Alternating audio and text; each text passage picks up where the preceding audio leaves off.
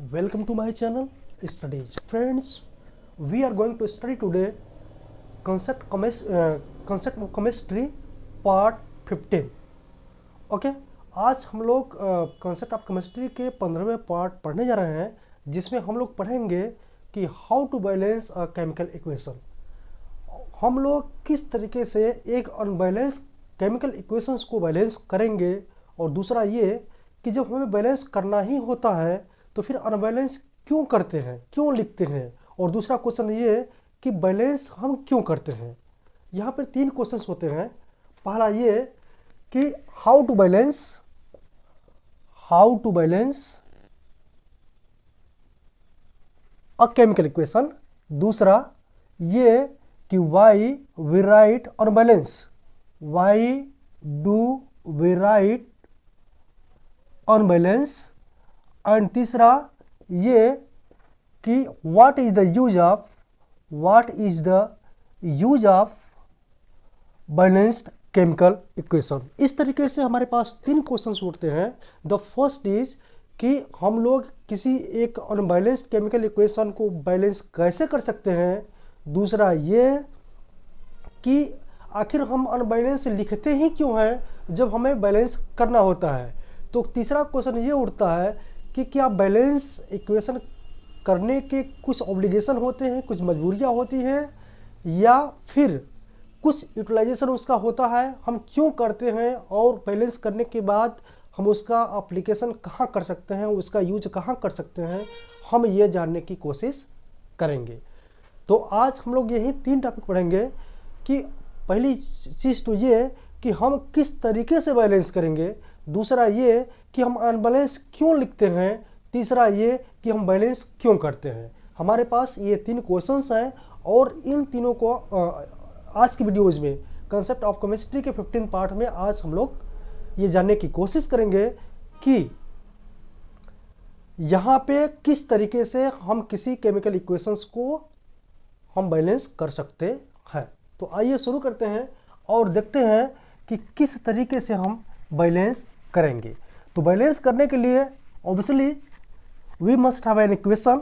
हमारे पास एक इक्वेशंस होना चाहिए, और वो इक्वेशंस आप कोई भी ले सकते हैं। हम छोटा सा एक इजी वे में एक इक्वेशन लेते हैं। मान लीजिए कि हाइड्रोजन और ऑक्सीजन को मिला के जो हमारा बनता है वो वाटर बनता है, हाइड्रोक्साइड। तो उसका केमिकल इक्वेशन कुछ इस तरीके से लिखा हुआ है, H2 + O2 प्रोड्यूसेस H2O। तो क्या ये बैलेंस्ड है या अनबैलेंस्ड है? अगर अनबैलेंस्ड है तो वो कैसे, और फिर हमने अनबैलेंस्ड क्यों लिखा। अब इस 2 क्वेश्चंस, पहला ये हम देख लेते हैं कि बैलेंस है कि अनबैलेंस है। तो इसके लिए हमें क्या करना होगा, इसके लिए देखना होगा कि इस side these are called reactant and this is called product. तो ये जो हमारा रिएक्टेंट है और ये हमारा ये जो प्रोडक्ट है, इसमें हाइड्रोजन की संख्या 2 है। देखिए H2 यानी 2 हाइड्रोजन है, और ऑक्सीजन की भी जो नंबर है वो 2 है। तो 2 हाइड्रोजन और 2 ऑक्सीजन। यहाँ पे आप देखेंगे तो हाइड्रोजन 2 है लेकिन ऑक्सीजन 1 है। कंजर्वेशन ऑफ मास प्रिंसिपल जो होता है उसके अकॉर्डिंग कि आप जो है मास को डिस्ट्रॉय नहीं कर सकते। तो यहाँ पर क्वेश्चन उठता है कि आखिर में यहाँ पर हाइड्रोजन 2 थे, ऑक्सीजन 2 था, यहाँ पे हाइड्रोजन 2 ऑक्सीजन 1 क्यों, 1 कहाँ गया। एक्चुअली ये जो है ये अनबैलेंस्ड है, यानी दोनों तरफ बराबर न हो तो इन्हें हम अनबैलेंस्ड बोलते हैं। रिएक्टेंट के जितने भी मालिक्यूल्स या एटम्स होते हैं, रिएक्टेंट के साइड के जितने भी एटम्स होते हैं, अगर प्रोडक्ट साइड के एटम्स की संख्याओं के अगर वो बराबर हों तो फिर वो बैलेंस्ड कहलाता है, अदरवाइज वो अनबैलेंस्ड कहलाता है। तो फिर यहाँ पे हम देखेंगे कि हमारा जो ये इक्वेशन है ये अनबैलेंस्ड है, और हमें इसे बैलेंस करना है। बैलेंस क्यों करना है, हमने अनबैलेंस क्यों लिखा। हम क्यों ना H2 + O लिख के H2O लिख दिया, ऐसा क्यों नहीं किया।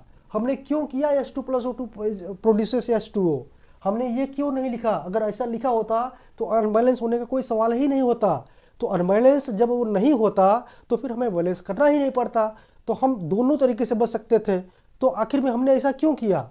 तो आपको ये पता होना चाहिए कि जब भी केमिकल इक्वेशंस लिखे जाते हैं वो केवल और केवल मॉलिक्यूल होते हैं, एटम को रिप्रेजेंट नहीं करते।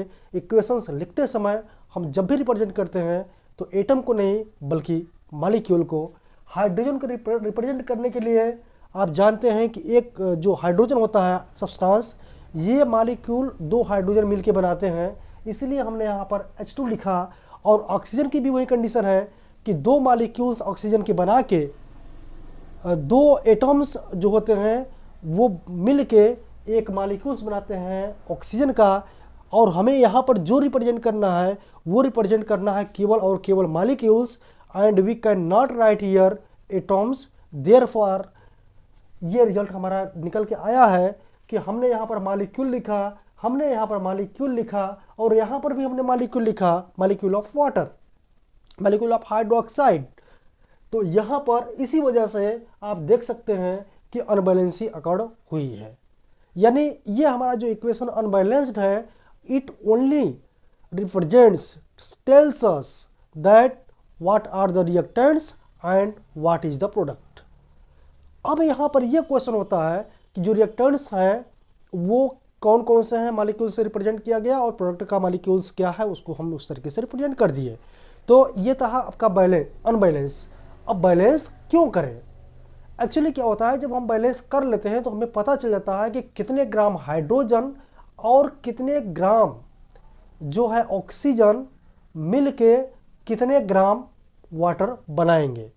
अगर सपोज दैट आपसे कह दिया जाए कि अगर आपको वाटर बनाने हैं, अगर आपके पास 10 ग्राम हाइड्रोजन है तो कितने ग्राम ऑक्सीजन की आवश्यकता होगी, जिसे बोलते हैं हम स्टोइकोमेट्री।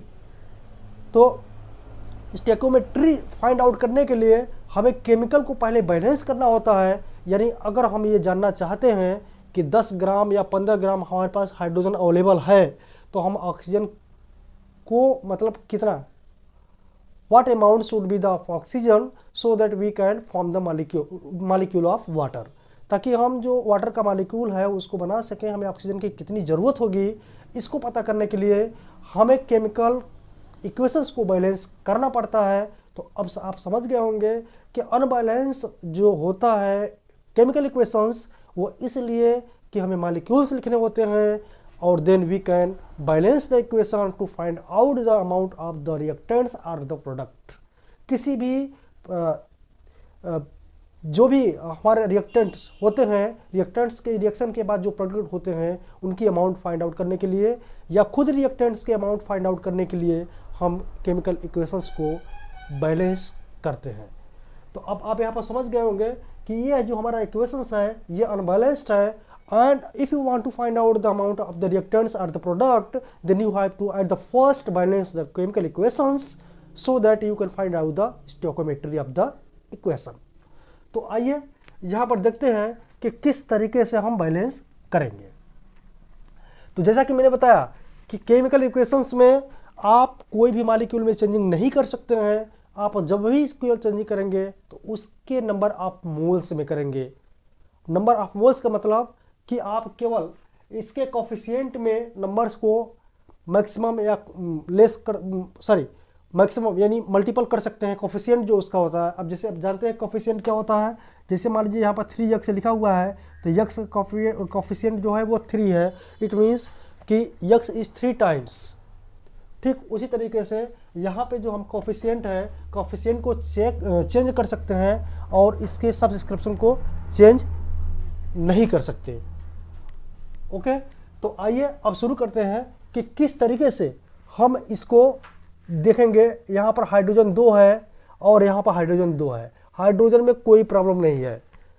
अब क्या करेंगे कि ऑक्सीजन यहाँ पर 2 है जबकि यहाँ पर ऑक्सीजन 1 है, तो जो कम है इसके लिए हम क्या करेंगे, इसको लिखेंगे H2 plus O2 produces, oxygen इस साइड कम था तो हमने किया 2H2O।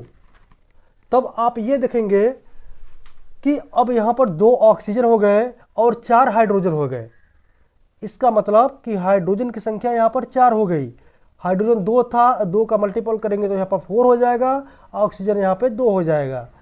अब जब हमने बैलेंस करने की कोशिश की तो प्रोडक्ट साइड में हाइड्रोजन 4 हो गए हैं, जबकि रिएक्टेंट साइड में जो हाइड्रोजन है उनकी नंबर 2 है और ऑक्सीजन जो है वो 2 है। अब तो ऑक्सीजन बराबर हो गए हैं, लेकिन हाइड्रोजन फिर अनबैलेंस हो गया है। इसका मतलब यह हुआ कि हाइड्रोजन 4 करने के लिए अगर हम यहाँ पर 2 कर दें तो 2 का 2 बनेगा, यानी 4 हाइड्रोजन हो जाएंगे। तो जैसे ही हम यहाँ पर 2H2 लिखेंगे प्लस O2 लिखेंगे 2H2O ये होगा। तो यहाँ पर देखिए हाइड्रोजन की संख्या 4 हो गई, ऑक्सीजन की 2 हो गई और इस साइड भी हाइड्रोजन की संख्या 4 है एंड ऑक्सीजन आपका 2 है। इस तरीके से ये हमारा जो केमिकल इक्वेशन है ये बैलेंस्ड हो गया। इसे बोलते हैं बैलेंस्ड केमिकल इक्वेशन। तो यू नो कि अगर बैलेंस हो गया तो आप क्या क्या कर सकते हैं इसके साथ। आपने बैलेंस क्यों किया आप मैं पहले बता चुका हूँ इसको।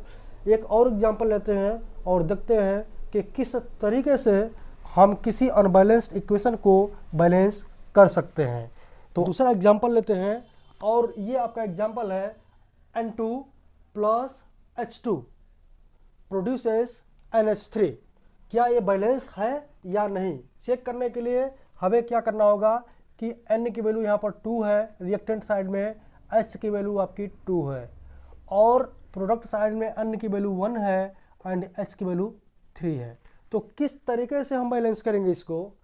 आप देख रहे हैं कि यहाँ पे हाइड्रोजन 3 है और यहाँ पर हाइड्रोजन 2 है, यहाँ पर नाइट्रोजन 1 है और यहाँ पर नाइट्रोजन 2 है।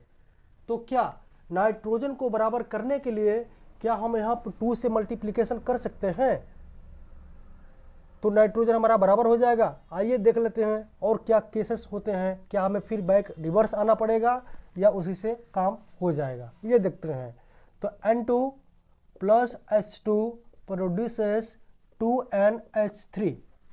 अब यहाँ पर नाइट्रोजन की संख्या 2 है लेकिन हाइड्रोजन 3 दूनी 6 हो गया और यहाँ पर नाइट्रोजन 2 है, हाइड्रोजन आपका 2 है, यहाँ पे 6 है और यहाँ पे 2 है। मतलब अगर यहाँ 3 कोफिशिएंट दे दें तो हम यहाँ पर देखते हैं कि ये हमारा इक्वेशन बैलेंस हो जाएगा।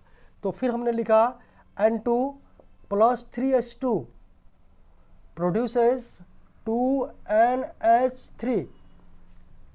तो इस तरीके से आप देखें पाएंगे कि N की जो वैल्यू है, नंबर ऑफ N है वो 2 है, H जो है वो 6 है और इस साइड भी N आपका 2 है और H आपका 6 है।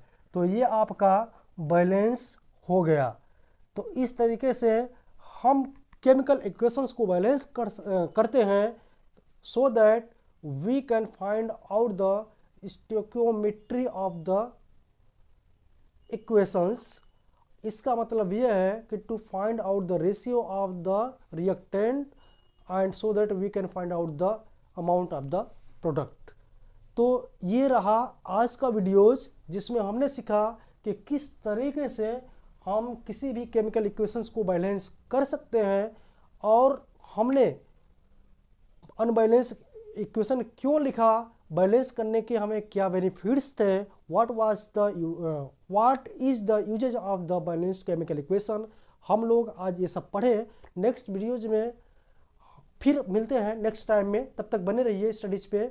मिलते हैं नेक्स्ट टाइम में नेक्स्ट वीडियोज के साथ, तब तक के लिए